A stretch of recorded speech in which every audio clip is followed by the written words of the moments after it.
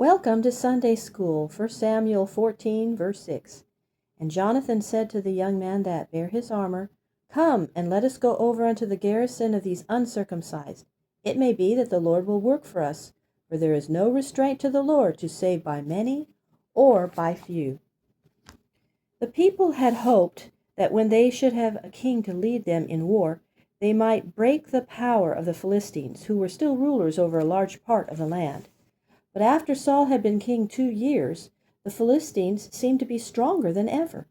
They held many walled towns on the hills, and from these their warriors went out robbing the villages and taking away the crops from the farmers, so that the men of Israel were kept very poor and in great fear. The Philistines would not allow the Israelites to do any work in iron, in order to keep them from making swords and spears for themselves. When a man wished to have his iron plowshare sharpened, or to have a new one made, he must go to the Philistines for the work.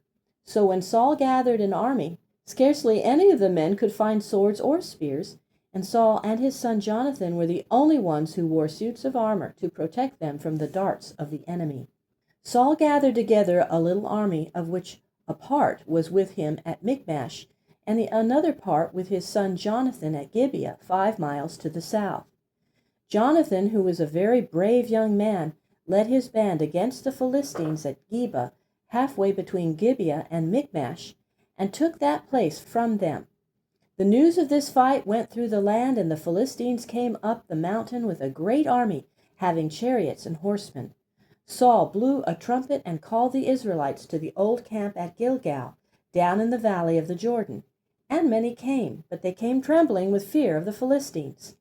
Samuel had told him not to march from Gilgal until he should come to offer a sacrifice and to call upon God.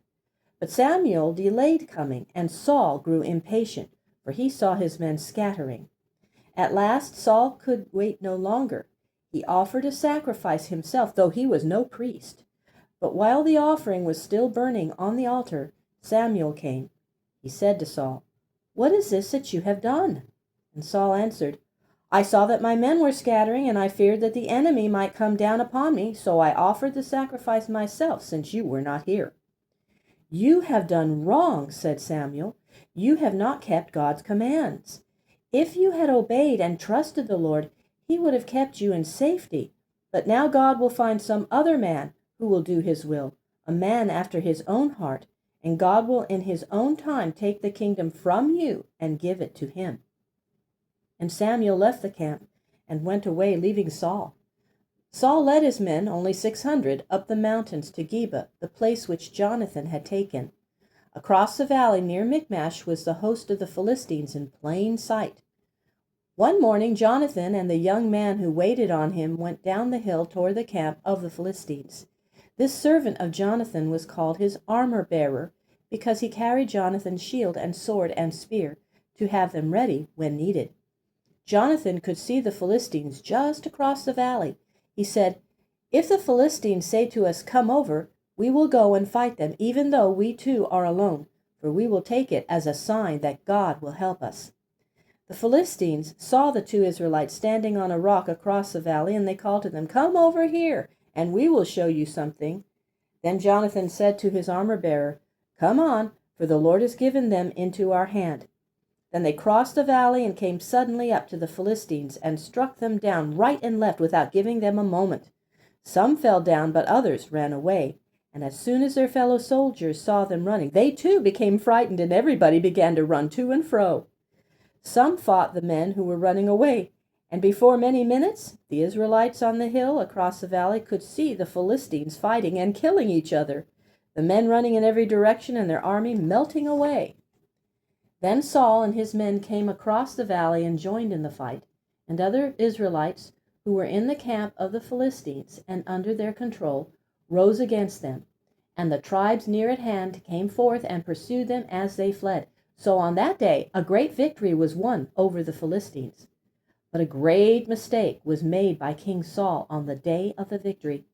He feared that his men would turn aside from following the Philistines to seize the spoil in their camp. And when the battle began, King Saul said, Let the curse of God light on any man who takes food until the evening, Whoever takes any food before the sun goes down shall die, so that there may be no delay in destroying our enemies." So on that day no man ate any food until it was evening, and they were faint and feeble from hunger. They were so worn out that they could not chase the Philistines farther, and many of the Philistines escaped. That afternoon, as they were driving the Philistines through a forest, they found honey on the trees, but no man tasted it, because of Saul's oath before the Lord that whoever took a mouthful of food should be put to death. But Jonathan had not heard of his father's command.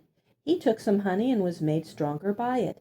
They said to Jonathan, "Your father commanded all the people not to take any food until the sun goes down, saying, 'May the curse of God come upon anyone who eats anything until the evening.'" When Jonathan heard of his father's word, he said, "My father has given us all great trouble. For if the men could have taken some food, they would have been stronger to fight and to kill their enemies." On that night Saul found that Jonathan had broken his command, though he knew it not at the time. He said, "I have taken an oath before the Lord, and now, Jonathan, you must die, though you are my own son."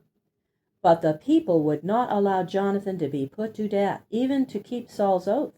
They said, "Shall Jonathan die after he has done such a great deed and won the victory and saved the people? Not a hair of his head shall fall, for he has done God's work this day." And they rescued Jonathan from the hand of the king and set him free. A great victory had been won, but Saul had already shown that he was not fit to rule, because he was too hasty in his acts and his words, and because he was not careful to obey God's command. The Philistines, after this battle, stayed for a time in their own land beside the great sea and did not trouble the Israelites upon the mountains.